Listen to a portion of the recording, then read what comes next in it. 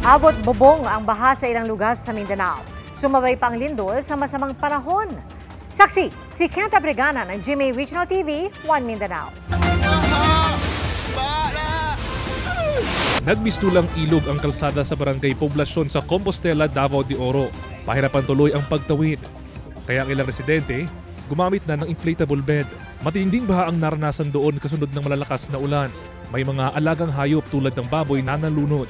Sa barangay Poblasyon sa bayan ng Mawab naman, bubong na lang ang kita sa ilang bahay. Mahigit 100 ang inilikas. Sa lakas ng ulan, nagka-landslide sa barangay Sawangan kung saan nadamay ang 2 bahay. Kaya nang sagawa ng rescue operation ang Mawab MDRRMO. Gamit ang motor bangka, nirescue din ang mga na-stranded na residente sa Monte Vista.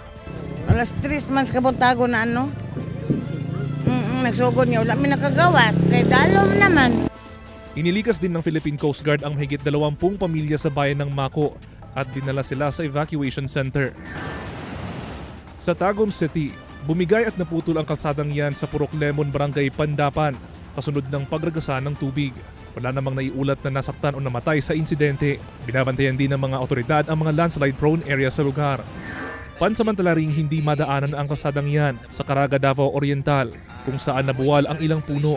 Agad naman itong inspeksyon ng mga otoridad at tinulungan ding makatawid ang mga motorista. Patuloy rin ang pagbabantay sa level ng mga ilog. Umapaw naman ang ilog sa Barangay Tabon sa Bislig City sa Surigao del Sur dahil sa pag-ulan. Mahigit kumulang 200 residente ang inilikas. Nagsagawa rin ng clearing operation para hindi maharangan ang mga daanan. Bukod sa pagbaha, nagka-landslide papuntang Tinoyan Falls. Sa gitna pa niyan ay niyanig ng magnitude 5 na lindol ang Surigao del Sur, kung saan naitala ang epicenter sa Hinatuan.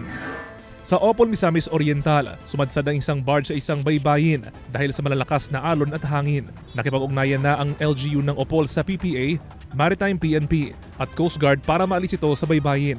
Para sa GMA Integrated News, ako si Kent Abrigana ng GMA Regional TV 1 Mindanao, ang inyong saksi. Mga kapuso, sama-sama tayong maging saksi.